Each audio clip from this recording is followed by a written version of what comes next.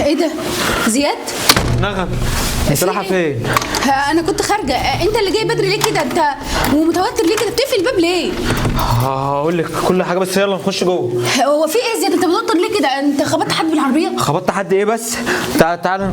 طب امال ايه؟ جاي بتجري ليه كده وبتقفل الباب؟ لا ما تلاقيش بس تعال نخش جوه. خش جوه انا اقول لك كل حاجه. تعالي. في ايه يا زياد؟ بس قول لي في ايه؟ انت عصبتني ووترتني. انا قفلت الباب صح؟ يا عم قفلته. في ايه؟ طب كويس. ايه الشنطه دي؟ الشنطه دي فرحة العمر. ده انا الدنيا بتضحك لي. اه والله. ليه؟ فيها ايه الشنطه دي؟ في كنز بقى ولا ايه؟ الشنطه دي. طب افتح يلا افتح. قبل ما افتح الكلام ده هيروح لحد. اوعى تتصارع مع حد في الشارع ولا هنا ولا اي حد من الجيران ان احنا لينا حاجه زي كده. بس يا زياد انت بتقول ايه؟ الشنطه دي. طب افتح بس يلا. كان راكب معايا زبون ونسى الشنطه دي والظهر كده ان الدنيا بتضحك لنا. يا نهار ابيض ايه ده؟ فلوس. كلها فلوس. الله. ايه ده؟ ده خلاص. اوعى ايدك بس كده. استنى انت افرح بيهم شويه يا زياد. تفرحي ايه؟ الموضوع ده ما فيش اي حد يعرف عنه حاجه. لا انا مش هقول لحد، بس قول لي بتفرج عليهم شويه. تتفرجي عن ايه؟ فلوس. ده انا كده خلاص. شكلك انت اللي هتحسدينا. انا هجيب انا كل حاجه عايزاها. ايه ده؟ بص بقى اول حاجه اوعى بس لسانك يقع مع حد. زياد بقى مش هقول لحد. انا حاسس كده ان انا غلطت ان انا قلت لك. لا يا زياد ما تقلقش ولا حاجه. بص انت هتجيب لي بقى بدل الصيني الفالصو ده هتجيب لي دهب حقيقي. ماشي؟ ولبس كتير بقى وفسح بقى ما تقلقيش. قومي بس اشوف الباب انا قفلته ولا لا. يا عم قفلته. في ايه؟ انا متاكده؟ لا والله. تتاكدي تاني. خلي ربنا يسترها. بسم الله ما شاء الله يا رب. اخيرا. ده انا عمري في حياتي ما لقيت حتى 200 جنيه. يوم ما ربنا يرزقني بشنطه كلها فلوس زي كده. انت قفلت يا زياد. انت من التوتر مش عارف قفلت ولا لا. بقول لك ايه، احنا عايزين نعمل حاجات كتير قوي.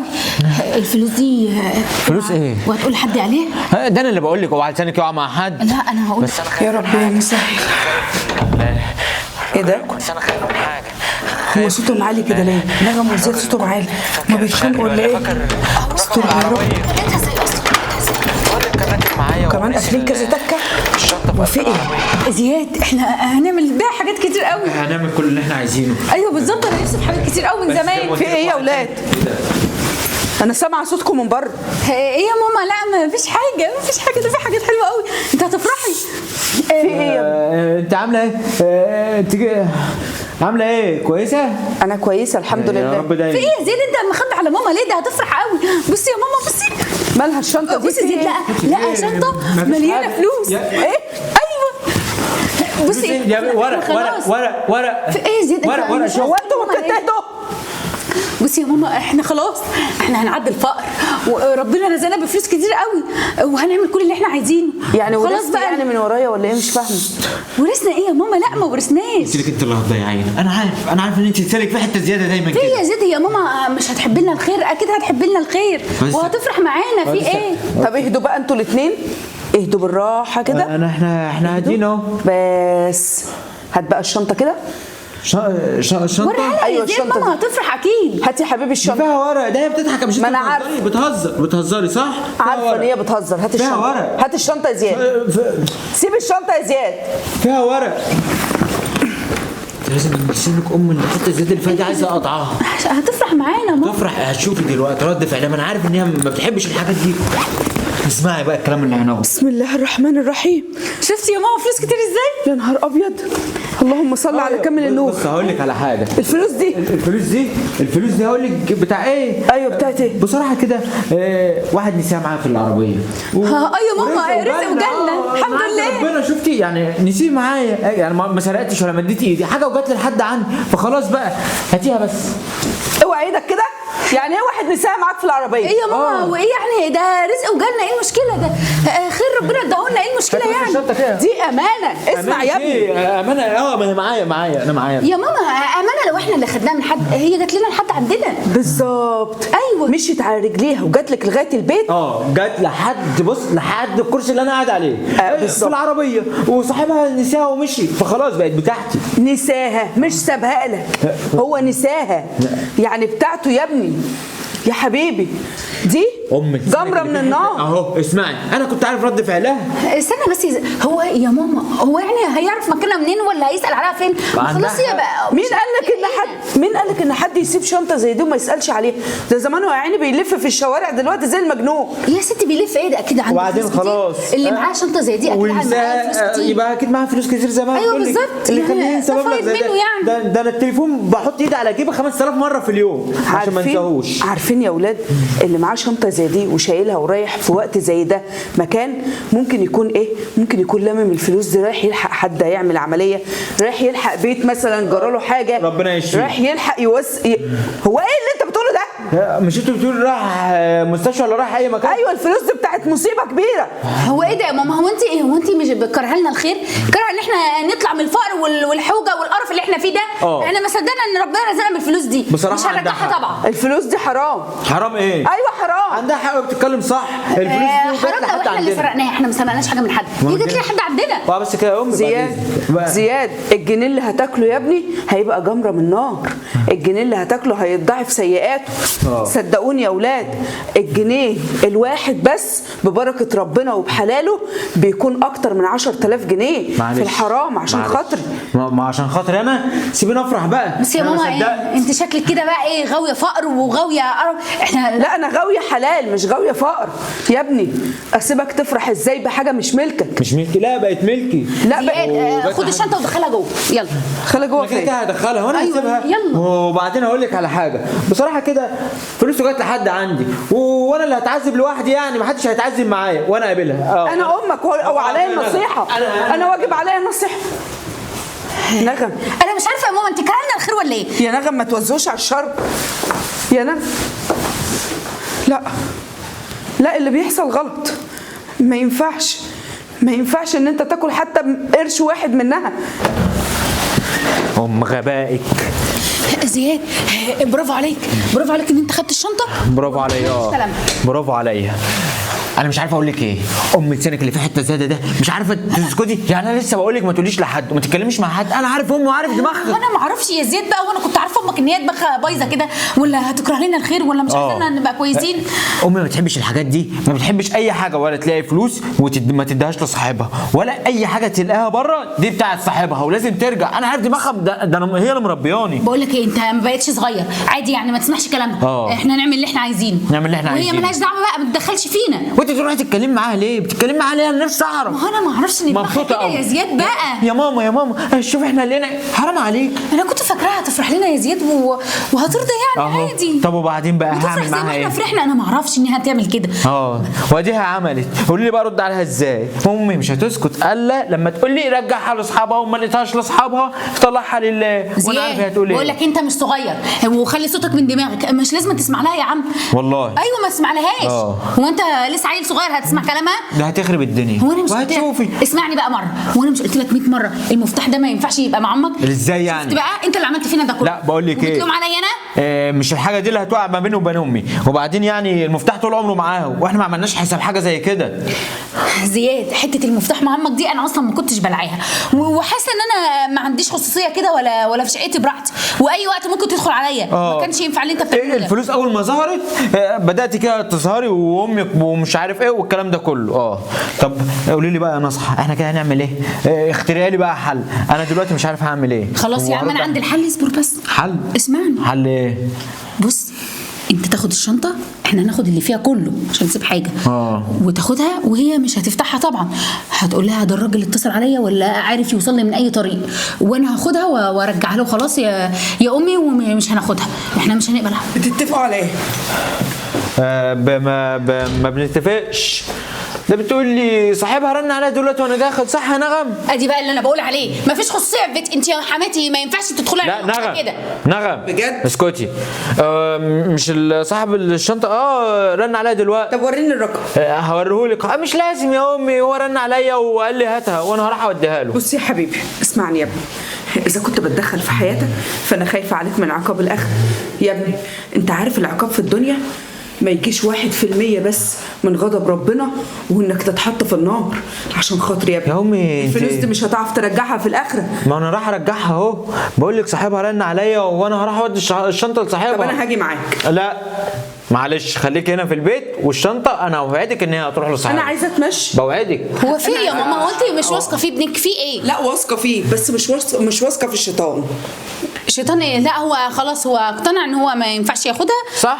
وما ينفعش، احنا مش هندخل انا بقول لك فلوس اهو حرام في بيتنا. بس وعد مني هو- هودي شنطه لصاحبها دلوقتي. خلاص هو بقى. رن عليا ده مستنيني. مستنيني. زياد الحرام بيقش ما بيخليش يا ابني، عشان خاطر ربنا اسمع كلام امك ده هو. عشان تكسب. وصل دلوقتي الراجل واقف جنب العربيه يا امي، وهروح اوديها له بقى عشان ما اتاخرش ما عليه. تتلهوش بقى يا ماما، هو هقول مش لك على كلمه واحده قولي. بس، ما تندمنيش على العمر اللي ضيعته عليك. وانا بعمل الصح اهو زي ما انت ما قلتي، وراح ارجع الشنطه لاصحابها، فانت ما تقلقيش. هيرجعها يا ماما خلاص لو بقى. ربنا رزقكم بعيال هتاكلوهم حرام؟ لا ارجعها. ما يبقى يجوا عديني العيال بقى بس نبقى يا ربنا يا زياد. يفرجها. متاكد انك هترجعها؟ انت مش واثقه في ابنك ولا ايه؟ ما تقلقيش. يلا يا زياد رجعها، احنا مش هنقبل حاجه حرام. جدع. ايوه جدع. يا طبعا انت برافو عليكي يا ماما. احنا الواحد بس ايه، الشيطان خده كده ولعب بدماغنا ويعني الفلوس غللت عينينا. بس لما انا جيت اتكلمت معاه دلوقتي قلنا لا ما ينفعش ناخد الفلوس دي خالص، ولازم نرجعها. جدع. عارفه الفلوس دي ساعات بتبقى نقمه يا بنتي بدل ما تبقى نعمه. دي يا حبيبتي لو حطيتها تحت رجلك تعليكي. عشان خاطري يا حبيبتي ما تخليش اي حاجه في الدنيا تزغلل عينك. اللي يزغلل عينك هو رضا ربنا، هو القران، هو الكلام الحلو. ايوه صدقيني يا بنتي ده انا مصدقاكي والله يا ماما، انا مصدقاكي ومقتنعه ومصدقه. برافو عليكي، هو كده فعلا. انا هسيبك واطلع. يلا بقى. ربنا يهديكوا. عايزه اقعد في اوضتي بقى شويه معلش. انا مش مزحماكي يا نغم. حاضر. انا زهقت من اني ما عنديش خصوصيه في بيتي. تدخل من غير مفتاح وتفتح كمان اوضه نومي. ده اوضه نومي يا جماعه، مش البيت. انا تعبت من الست دي بقى. امتى بقى زياد يفهم كده ويستوعب ويبقى يفهم ان احنا لنا حياتنا الخاصه، ما ينفعش اي حد يدخل علينا كده. اعمل ايه بقى؟ طب وبعدين اداريها فين دي؟ المشكله انه مش مبلغ قليل. خليها هنا.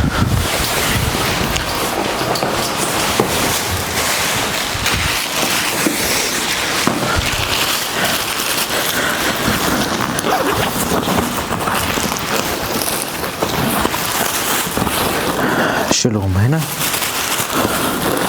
هعمل ايه انا بقى؟ انا لازم اشوف حل في الست دي. ده هتخليه يرجع الفلوس. انا ما صدقت يبقى معانا فلوس كتير كده واعمل اللي انا عايزاه. انا هعمل ايه؟ لا انا هكلم بابا. ايوه هو اللي هيأثر عليها ومش هيخليها تاخد الفلوس ولا نرجعها تاني. يا بابا رد بقى. الو. ايوه يا بابا. بص يا بابا انا في موضوع مهم قوي انا عايزه اكلمك فيه. ايوه زياد يا بابا. زياد لقى شنطه فيها فلوس كتير قوي. بص ممكن تعدينا الفقر خالص. ايوه المشكله يا بابا ان حماتي عايزه تخلينا نرجع الفلوس. هو احنا ما سرقنا الفلوس يا بابا، احنا ما سرقناهاش. هو بس لقاها كده وجت رزق لحد عندنا، يعني احنا ما خدناهاش من حد. ايوه دي فلوس كتير قوي يا بابا. انا مش عايزه اتنازل على الفلوس دي ومش عايزه ارجعها. ايوه واحنا ما خدناش من حد، دي بتاعتنا. ايوه حماتي بقى واقفه وعماله تقول له لازم ترجعها وحرام والحرام بيشيل الحلال والكلام ده كله وعايزاه يرجعها. لا انا عايزاك يا بابا تيجي وتقنعها ان احنا ما نرجعش الفلوس. ايوه احنا محتاجينها، احنا اولى بيها. اكيد اللي سابها ده مش محتاجها، ما هو لو محتاجها ما كانش اهملها وسابها. ايوه كان هيبقى ماسك عليها بايديه واسنانه ومش عايزها تروح منه. ده لو هو محتاجها، لكن اكيد هي زياده عنه ومش عايزها. احنا اولى بيها بقى. ايوه يا بابا هتيجي؟ طيب يا حبيبي ومش هتخليها ترجع الفلوس؟ والله بجد؟ طيب يا بابا انا قلت برضو محدش يحل لي الموضوع ده الا انت. يلا ماشي انا مستنياك يا بابا. سلام. مع السلامه. ايه اللي بتقوله نغم بنتي ده؟ وفلوس وبتقول لي لقيتها؟ لا ازاي؟ ما دي بتاع ناس، وانا قلت لها كده غلط وكده صح. هتزعل واللي في دماغها في دماغها وهتعمل اللي على هواها. الكلام في التليفون ما ينفعش. لا وما ادتنيش فرصه، لا انا فاهمها برضه. لازم اروح لها وعقلها واقول لها لا، اللي انت بتعملوه ده مش مظبوط وده حرام، وده مش حاجتكم، ده حاجة ناس. ايوه كده، بابا اللي هيحل الموضوع ده ومش هيخليها تاخد الفلوس ولا ترجعها. يلا هيبقى معانا فلوس كتير قوي واعمل اللي انا عايزاه، واجيب دهب بقى وفسح بقى وفساتين وحاجات حلوه كتير. الحمد لله يا رب، الحمد لله. لا حول ولا قوة إلا بالله العلي العظيم. قلبي مش مطمن، قلبي مش مطمن يا ابني، وحاسة ان انت مش هتعمل اللي قلت عليه، حاسة ان انت مش هترجع الفلوس.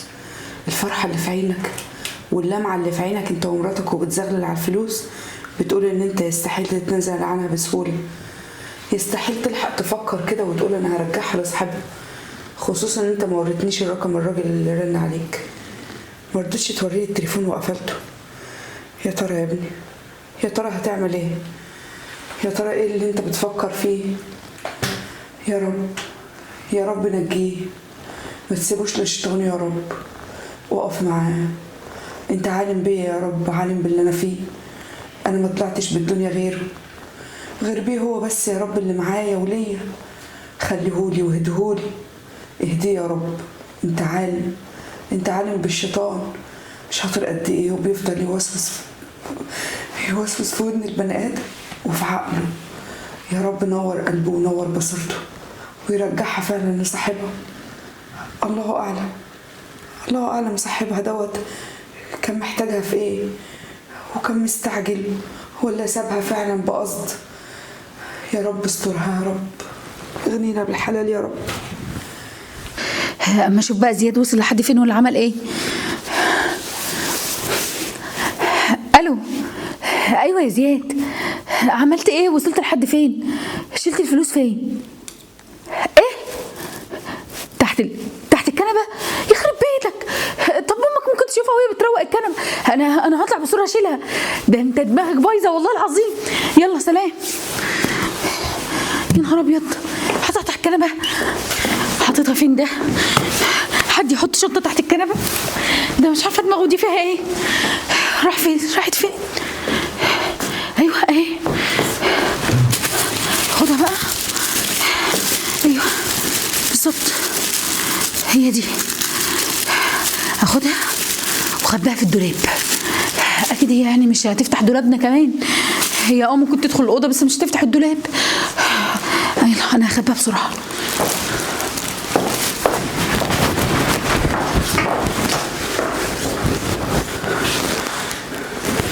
يعني الفلوس ما زالت معاهم؟ هو خد الشنطة فاضية على اساس ان هو كده يرميها في اي حتة، والاسم ان هو رجعها وسايب الفلوس هنا. ليه يا ابني كده؟ ليه بس يا ابني؟ يا رب يهديك. اتصرف ازاي يا رب؟ اتصرف ازاي واعمل ايه؟ 1,000,000% هي اللي وزت في ودنه. ايوه، فضلت تقول له هنجيب ومحتاجين. ابوها، لازم اكلم ابوها. ايوه عشان خاطر هو اللي يكلمها، يمكن هي تسمع كلامه. يا رب يهديهم. تليفون، هجيب التليفون. التليفون فين؟ ايوه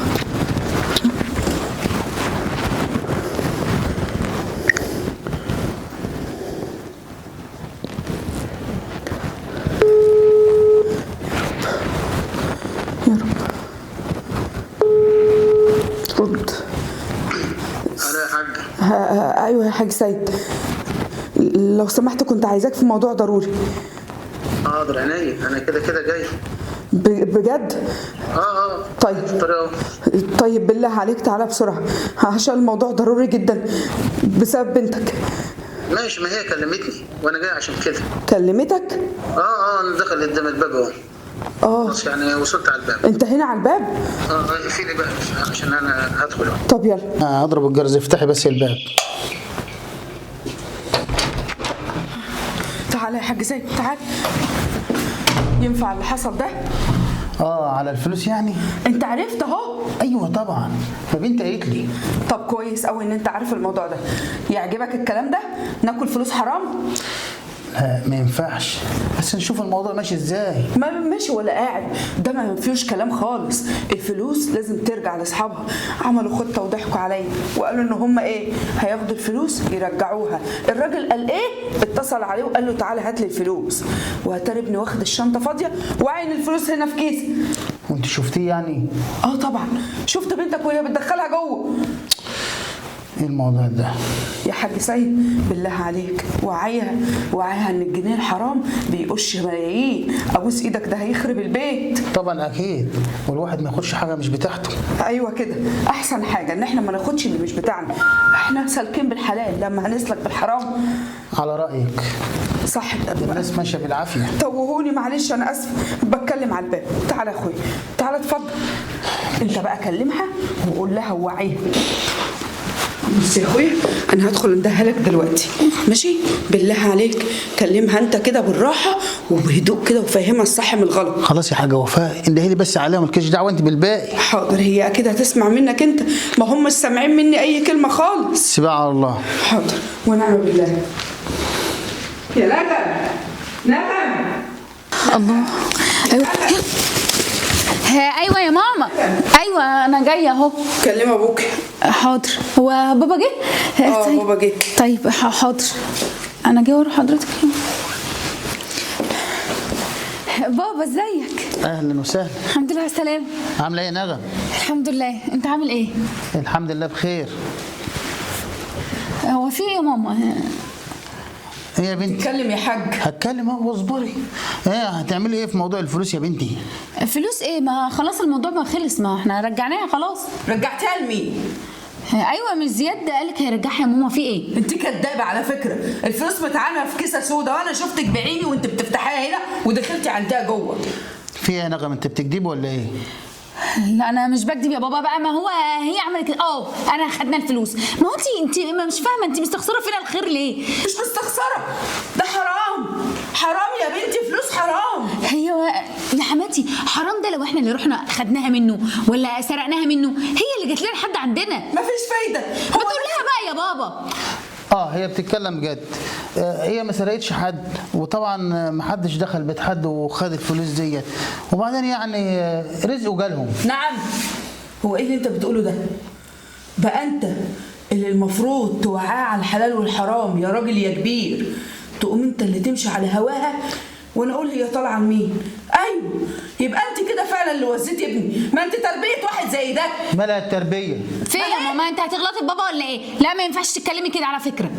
يعني هو لما يقبل الحرام ويأكل بنته حرام هيجي يحوش عنك في الاخره؟ هو احنا هنفضل نغنيها ونقولها احنا ما رحناش خدناها منه، هي اللي جت لنا لحد عندنا. حاجته وانتوا عارفين ان انتوا لاقيينها وعارفين ان في حد نسيها. بقول لك ايه يا حاجه وفاء، يعني هيعملوا ايه؟ يعني يجيبوا ميكروفون وينادوا يقولوا يا جماعه يا اللي راح منهم فلوس يجي ياخدوها؟ ايوه بالظبط، احنا هنلاقيه فين اصلا الراجل ده واحنا هنعرف نوصل له؟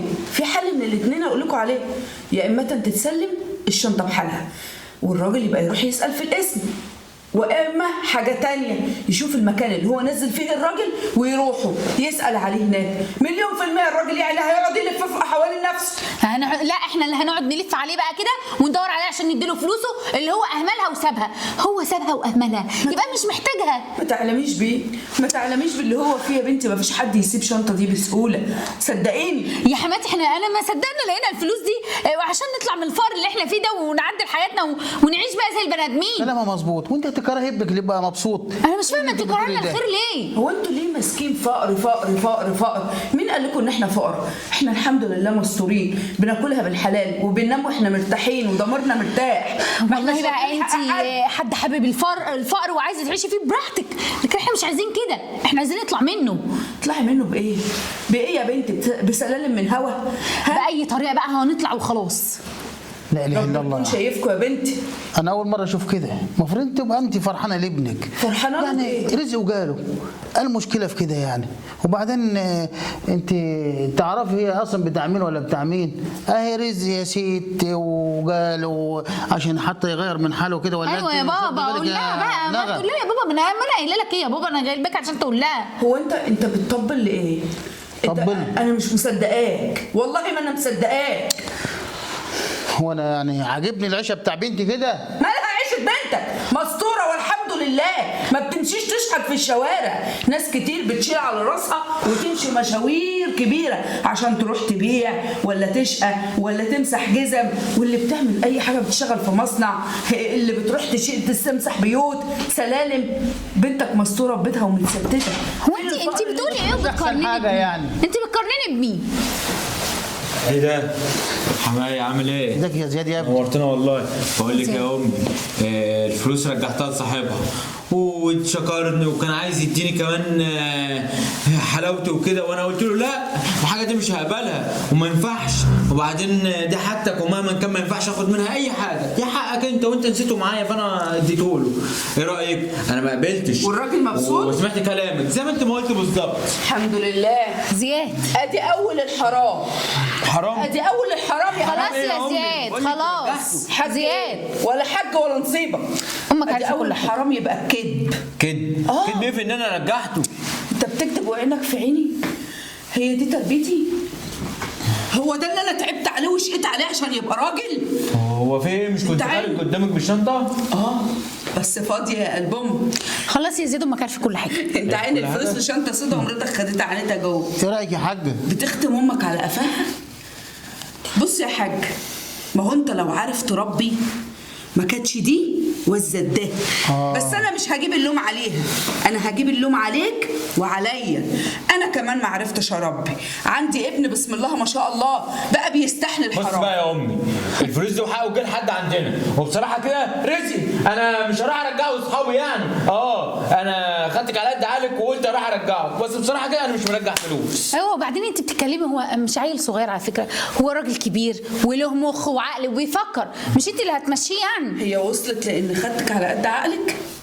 طب يا زياد بص يا حبيبي، الفلوس دي تحرم عليا العمر كله، دي اول حاجه. تاني حاجه، يا انا يا الفلوس. لو ما رجعتش الفلوس يا زياد انا لا امك ولا اعرفك. عايز حاجه تانية يا حبيبي؟ انا سايبه لك البيت، اشبع بالبيت وبالفلوس طب وبمراتك، ما تدورش عليا. ولو رحت ازاي يعني؟ ولو رحت يا ابني ما تشيلش خشبتي، خليك مبسوط.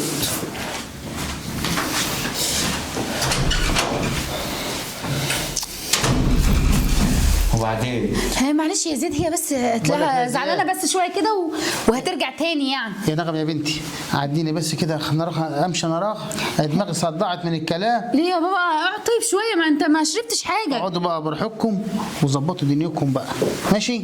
يلا عايز حاجه زياد؟ لا سلامتك. ما تشغلش بالك، الدنيا هتروق وتحلى، ما تفكرش كتير ان شاء الله. يلا سلام. مع السلامه يا بابا. تعالى اقعد يا زياد. ايه ده؟ بس بتقول كلمتين كده وهترجع اكيد، هي ما تقدرش تستغنى عنك، ده انت ابنها الوحيد. بقى كده يا ابني قبلت الحرام ومراتك كمان موافقه على كده، بدل ما هي اللي تدلك على الصح وهي اللي تقول لك لا وتدرى على عشها. حرام يا ابني، حرام يا زياد. وابوها المصيبه الكبيره في ابوها الراجل الكبير بقى ما تجريش ورا. حاجه وفاء مالك كده؟ انت بتكلمي نفسك ولا عايز ايه؟ عايز ايه؟ بتجري ورايا ليه؟ اديني فرصه بس افهمك حاجه. اديك فرصه؟ اصبري. اللي قلت جوه كفايه قوي بقى. انت دي تربيه؟ دي تربيه؟ انت ازاي راضي على بنتك كده؟ انت مش هتتحاسب بدلها، ده هي اللي تتحاسب في الاب. اسالك سؤال، انت تعرفي عني كده؟ ما هو انا مش فاهمه. انا طبيعتي كده؟ لا. طب امال ايه؟ اديني فرصه افهمك على حاجه. فهمني. دلوقتي ابنك وبنتي شيطانهم راكبهم دلوقتي، والفلوس مشغلاله عليهم. يعني ايه؟ طبعا الدنيا مهيئه لهم اللي هم يعملوا حاجات كتيره قوي. ايوه ما هو ده اللي تفهم فيهم، شيطانهم متغلب عليهم، فلازم ناخدهم واحده واحده، وبعد كده انا مجهز لهم خطه هتخلي الفلوس دي هي بنفسها ترجعها لاصحابها. تاخدهم واحده واحده؟ يعني انت مش موافق على الفلوس دي؟ لا مش موافق طبعا. بجد؟ وانا دخل فلوس حرام على حد؟ ازاي يعني؟ وبنتي تبقى موجوده مع ابنك وتاخد فلوس حرام؟ الحمد لله يا رب، الحمد لله. من امتى احنا بنقبل حرام؟ هم شباب طيشه وقلت ان احنا اللي هنعقلهم، بس اتصدمت لما لقيتك كده. ما انا لازم نهودها شويه، وانت برضو ايه اتكلمت برضو قلت اللي فيه نصيب. طبعا هي كده في دماغها اللي انا موافقه على اللي هي بتقول عليه، فانا هاخدها واحده واحده كده لحد ما افهمها الامور بالصح، وهي اللي تاخد الفلوس بنفسها وتوديها لاصحاب الفلوس. حقك عليا يا حاج، انا ما كنتش اقصد والله، بس انا اتصدمت لما لقيتك موافق بنتك. ما تخيلتش ابدا انك انت تعمل كده.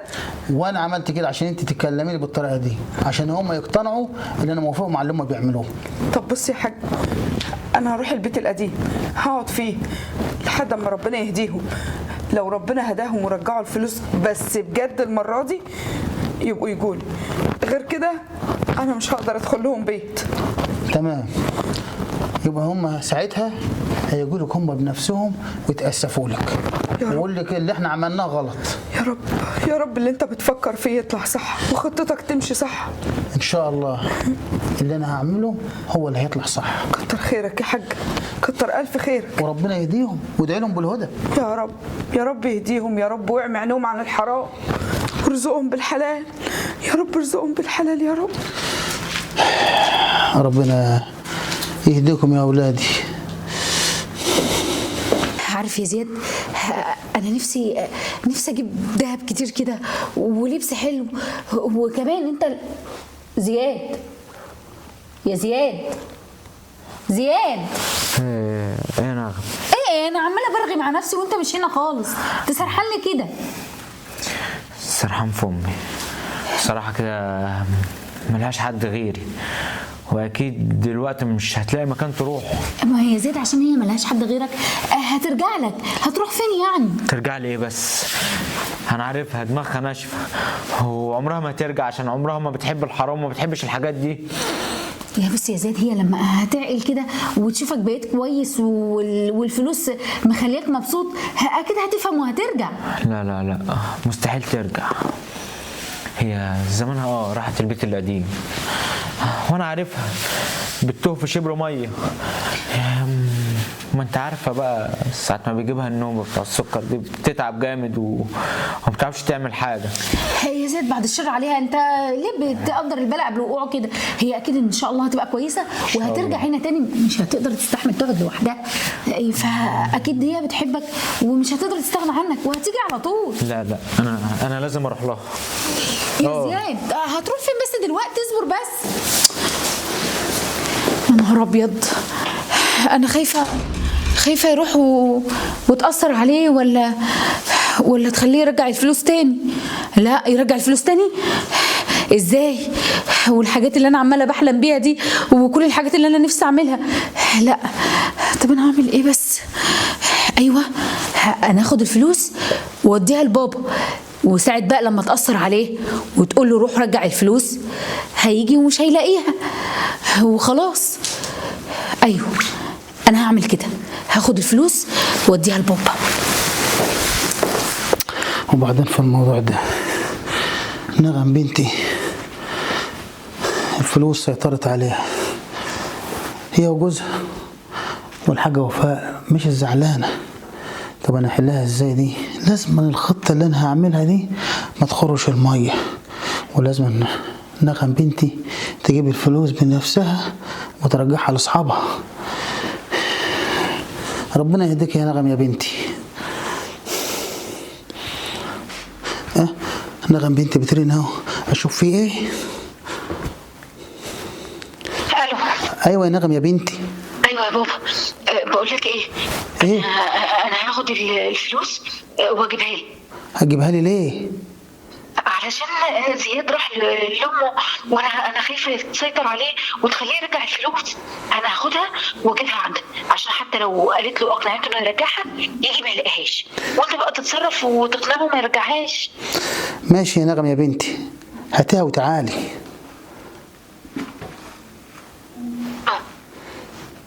سامعاني؟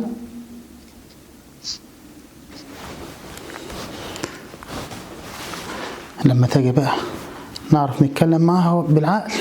ما عرفتش اتكلم معاها قدام حماتها وقدام جوزها، وجوزها الاخر مبسوط بالفلوس. ايوه كده، انا هودي الفلوس دي لبابا. ما هو انا مش هطمن كده، لازم تبقى عند بابا. وبعدين بابا الوحيد اللي مقتنع باللي احنا عايزين نعمله، وعادي. وقال لي اقبلي الفلوس ودي من حقك، مش زي حماتي. انا كده هوديها له عشان تبقى في امان. طب النغم بنتي مهما اقول لها مش هتقتنع بكلامي، واللي في دماغها في دماغها هي وجوزها. على العموم ربنا يهديك يا بنتي. يا بابا ازيك؟ ازيك يا نغم، عامله ايه؟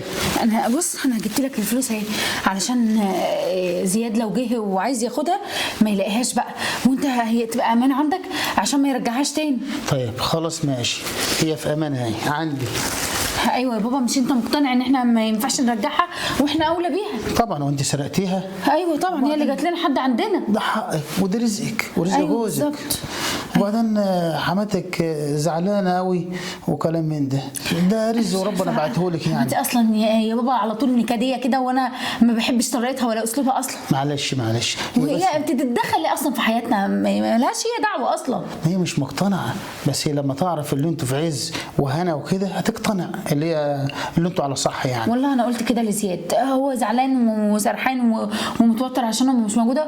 قلت له بص، هي لما هتلاقيك كويس كده ومبسوط بالفلوس هترجع تاني وتقول لك انت ابني وماليش غيرك، وهترجع. هتروح فين يعني؟ بس كويس اللي انت برضه شاطره كده وواعيه، ولو انت توحتي حماتك وترجعتوا الفلوس. ايوه، وقد ضاعت علينا الفلوس دي. ما ينفعش طبعا، ده انا مصدقه ان لقيناها اصلا. وجوزك الاخر سمع كلامك برضه وبقت برضه متمسك بالموضوع. ايوه، امال ايه؟ لازم نسمع كلامي. يروح يوديها فين؟ يروح يقف بره على الشارع يقول يا اللي معاها يا اللي ضايع منه فلوس. انا عارفه، هنقعد نلف ورا الراجل، ما هو سابها وهنجيبه منين تاني؟ مش هنلاقيه. لا في عنوان ولا في رقم ولا اي حاجه، ولا تعرف اصلا بتاع مين اصلا من اساسه. ايوه بالظبط. ماشي يا بابا، عندك حق. انا خليت الفلوس عندك اهي، وانا هروح بقى بسرعه عشان لو زياد جه ولا حاجه. خلاص عايز حاجه يا بابا؟ الله يكرمك، انت مش عايزه حاجه؟ طيب لا تسلم يا بابا، خلي بالك من الفلوس. ما تشغليش بالك بقى، وطمنين عليك اول باول كده. حاضر. سلام يا بابا. سلام.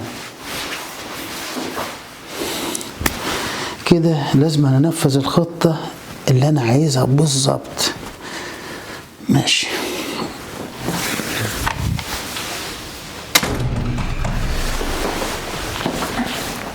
يا نغم، نغم، ايه ده؟ زياد، انت كنت فين؟ مفيش، انا طلعت وراك. طلعت ورايا؟ ايوه. طلعت ورايا تعمل ايه؟ ايوه، كنت عايزه اشوفك انت رحت فين وعملت ايه؟ شوفيني. طيب. بصراحه امي كلمتني على موضوع الفلوس ومصممه ان انا ارجعها واخش هاتي عشان اروح ارجعها لصاحبها. هو ده اللي انا بقى كنت خايفه منه، وعشان كده انا اخدت الفلوس ووديتها لبابا. ايه؟ الفلوس اللي وديتيها لبابا؟ ايوه، وديتها له عشان يشيلها لي. انا ما اديتهالوش يعني عشان ياخدها ولا حاجه، هو بس هيشيلها. وتشيلها ليه معاه؟ وانت توديها ليه اصلا؟ عشان كنت متاكده ان انت هترجع وتقول توديها لامك. طب روح هات الفلوس ودلوقتي، وعشان التصرف اللي انت عملتيه ده ليك عقاب. روح هات الفلوس وتعالي. فلوس ايه يا زياد؟ عشان اروح ارجعها لصاحبها. زياد، انا مش هجيب الفلوس يا زياد، وبعدين ترجعها ايه وتبقى خلاص الفلوس دي من حقنا احنا. وبعدين انا بنيت طموح واحلام وحاجات عايزه احققها. الفلوس دي مش هترجع. طموحي واحلام ايه؟ امي بتتكلم في الصح وقالت لي لازم ترجع الفلوس لصاحبها. روح هاتي الفلوس نرجعها، يا تجيب الفلوس يا اما انت كمان مش هتلزميني. انت بتهددني يا زياد؟ بهددك. كده بقى اكلم المدام وفاء عشان ننفذ الخطه.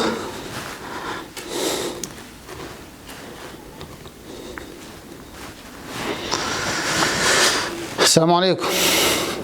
يا حاجه وفاء، بقول لك ايه، بنتي جابت لي الفلوس هنا عشان تشيلهم عندي يعني. قال يعني عشان خاطر زياد ما ياخدهمش يعني ويرجعهم لاصحابها. يا ست اسمعيني، مش انا قلت لك نقف مع بعض كده ونساعد بعض عشان نخلي الفلوس ترجع لاصحابها؟ وانت لازم تساعديني بقى عشان ننفذ الخطة. ماشي؟ وسيبها على الله، والحق لازم يرجع لاصحابه. يلا سلام.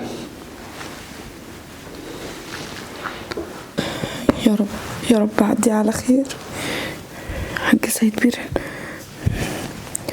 الو. ايوه يا حاج سيد، الله يسلمك. ايوه هتعمل ايه يعني؟ جابت لك الفلوس؟ ليه ان شاء الله؟ عشان تعينها عندك. ايوه خايفه احسن ابني ياخدها. حلو ده، حلو، بتأمن عليها. طب وانت بقى ناوي على ايه؟ هتبتدي تنفذ الخطة؟ طب انت محتاجني فيها؟ ها تمام. ها ايه ده؟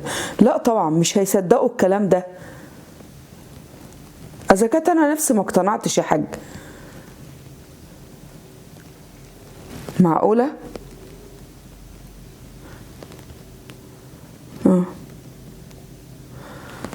ماشي، يا رب يهديهم ويصدقوا ويقتنعوا. على العموم انا هقوم دلوقتي حالا اروح لهم. ايوه هقوم اروح لهم دلوقتي عشان خاطر ابتدي التنفيذ. ماشي يلا سلام. هقوم بقى. يا رب يا رب يهديهم ويقتنعوا ويصدقوا ونخلص من الكابوس ده. فين الشبشب؟ يوه، انت ليه محسسه ان الفلوس كل حاجه؟ ايوه يا زياد، ما هي الفلوس كل حاجه فعلا. هو دلوقتي اي حد معاه فلوس هو اللي عنده قيمه، هو اللي فوق، هو اللي الناس كلها بتحترمه وبيضربوا له كمان تعظيم سلام. انت مش فاهم اهميه الفلوس دلوقتي بقت عامله ازاي. كل حاجه بقت فلوس. اللي عايز يشتري صحته بفلوس، اللي عايز يتفسح ويجيب حاجات اللي هو عايزها بالفلوس، اي حاجه بقت بفلوس. اسمعي مني، والله العظيم الفلوس ما كل حاجه. لا يا زياد، الفلوس كل حاجه يا زياد. هو احنا لو عايزين نتمتع بحياتنا ونعيش حياتنا صح لازم يبقى معانا فلوس، لازم يبقى معانا فلوس عشان نجيب كل اللي احنا عايزينه ونحقق كل احلامنا وطموحاتنا بقى. لكن طول ما احنا قاعدين في الفقر كده مش هنعمل اي حاجه. عندك حق، الفقر مش اي حاجه. ايوه طبعا عندي حق. وبعدين هقول لك على حاجه، عمرها الفلوس ما بتغير البني ادم ولا بتغير الشخصيه ولا بتغير اي حاجه. ايوه بقى هتقول لي كلام انشا فاضي وملهوش اي 30. مش ملهوش اي 30 لازمه بالنسبه لك.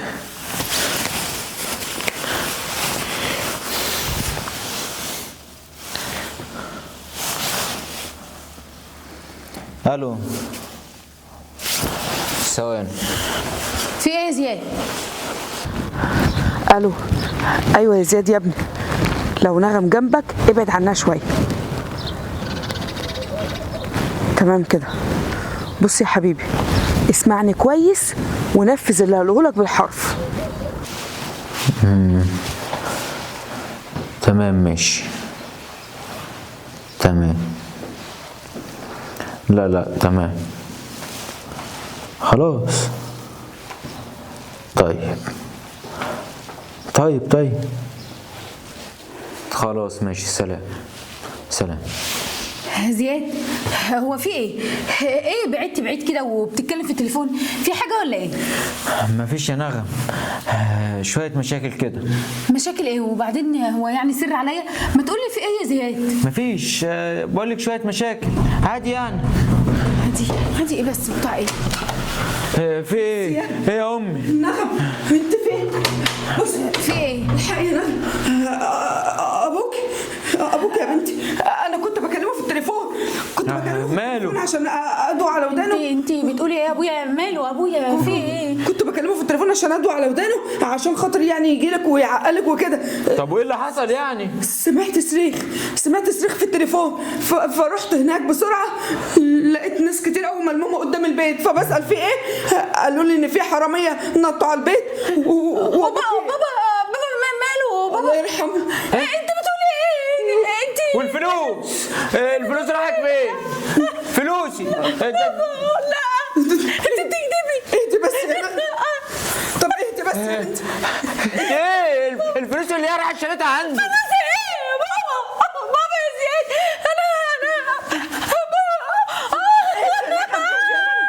اهدي يا بنتي. ايه فلوسي ايه دلوقتي؟ راحت شالت الفلوس بتاعتي كلها عندك. مش عايزه فلوس، انا مش عايزه فلوس، انا عايزه بابا. ما هو انت السبب.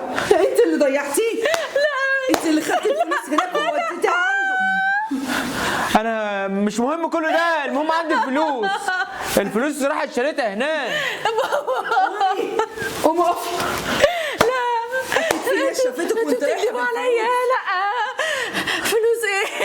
هقول لك ايه؟ فلوس ايه؟ مش عايزه. هقول لك ايه؟ خدت الفلوس كلها رحت وديتها له؟ مش حرام عليكي؟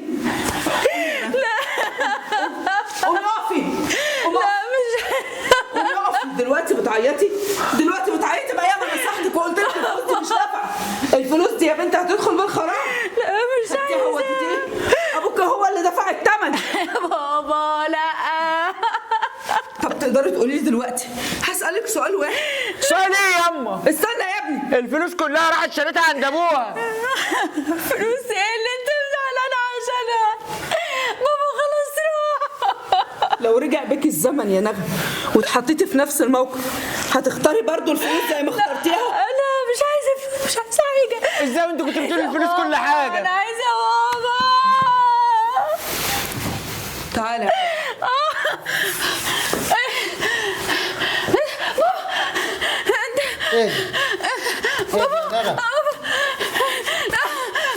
ايه ده؟ ايه ده يا بنتي؟ ايه ده ابوك كويس؟ ليه عملتوا كده؟ ليه عملتوا مالك كده؟ عشان لو انا قلت لك رجعي الفلوس لاصحابها مش هتسمعي كلامي. انت خلصة يا بنتي. انت عايش. ابوك واقف قدامك اهو. اهدى بقى امال عشان اعرف اتكلم معاكي. كان لازم عقلك يرجع لك. تعالى يا حاج اقعد. تعالى اقعدي. ربنا يهديك. اقعدي فرهطتيني. بابا اقعدي. انت بابا الحمد لله الحمد لله. بص يا بنتي، ده اختبار. وبعدين احنا مهما نتكلم مش هتسمعي كلامنا ولا تقتنعي بكلامنا. انت عندك حق. الحاجة وفاء لما اتكلمت مع ابنها واتكلمت معاكي ما اقتنعتوش بالكلام، والفلوس عمت عينيكم. الفلوس دي يا بنتي يا فتنة يا نعمة. شوف وصلتنا لحد فين، وبتخلي الأخ يكره أخوه، وتخلي الابن ما يحنش على ابوه. طبعا قلنا سيبكم تعملوا اللي انتوا عايزينه، بس في الاخر لازم نديكم درس عشان تعرف تستوعبوا باللي انتوا بتعملوه ده وتفوقوا. انت عندك حق يا بابا. الحمد لله. شوف اخرة الفلوس وصلتنا لفين. الحمد لله ان انت عايش. ممكن فلوس ايه وبتاع ايه؟ انا مش عايز حاجه. تضيع اغلى حاجة عندك. مش كل حاجة الفلوس يا بنتي. ايوه ربنا يغنينا بالحلال. انا خلاص يا بابا اتعلمت الدرس. الحمد لله الحمد لله ان انت عايش. لا الحمد لله. بجد يا نغم. ايوه لا مش عايزه فلوس. انا مش عايزه فلوس. الحمد لله يا بابا ان انت عايش. انا كنت هموت من غيرك. لا الحمد لله الحمد لله. مش عايزه فلوس. انا مش عايزه فلوس خالص. ربنا يهدي لك حالك. هرجعها يا زياد. هرجعها لصاحبها. مش عايزينها. هرجعها. يلا قوم دلوقتي رجعها. مش عايزه. فين يا بابا الفلوس؟ بس المرة دي بجد يا زياد. لا يا ام ما تقلقيش، بعد ما جيت لك البيت انا كنت جاي ارجع الفلوس لاصحابها. ايوه خلاص بقى. انا اللي كنت بقول له لا ما ترجعيش. بس لا انا خلاص اتعلمت الدرس. الفلوس لازم ترجع لاصحابها. انا ولا مال الدنيا كله يا بابا يعوضنا عنك ولا ثانيه واحده في وجودك جنبي. كان ليا طلب صغير تسمعيه وتحطيه حلقة في ودنك. اتفضل يا الست بابا. دي ست فاضلة والست محترمة وبنت أصول متربية وفعلا ربنا يخليك. ربك عايزك تحطها على راسك من فوق. ايوه انا وبعدين ما أنا يقبلش آسفة. الحرام. آسفة. معنى ما تقبلش الحرام طبعا مش هترضى ابنها يعيشك في عيشة مش كويسة طبعا، ولازما يشيلك في راسه ويعزك، وطبعا تعيشي معاه بالحلال. عشان كده انا ساعدتني بالخطة اللي انا عملتها دي، وبصراحة مش قادر اقول لك ايه. بس يا بنتي يا ولاد. كان نفسي ما تعملش كده. احنا عايشين ببركة ربنا، ونعم بالله. عايشين ببركة الحلال، عايشين بالكلمة الكويسة، عايشين بدعاء الناس لينا مش علينا، عايشين باللقمة الحلال اللي بنكسبها من تعبنا. انت لما بتخرج الصبح لاخر الليل بتخرج يا ابني بتقول بسم الله توكلت على الله، ماشي على طريق ما انتش عارف مين اللي هيقابلك ولا ايه اللي هيقابلك ولا ايه اللي هيحصل في يومك، لكن كل اللي بتمشي عليه هو التوكل بتاع ربنا. عندك حق. مش بتتوكل على بني ادم، ورزقك على الله مش على حد تاني.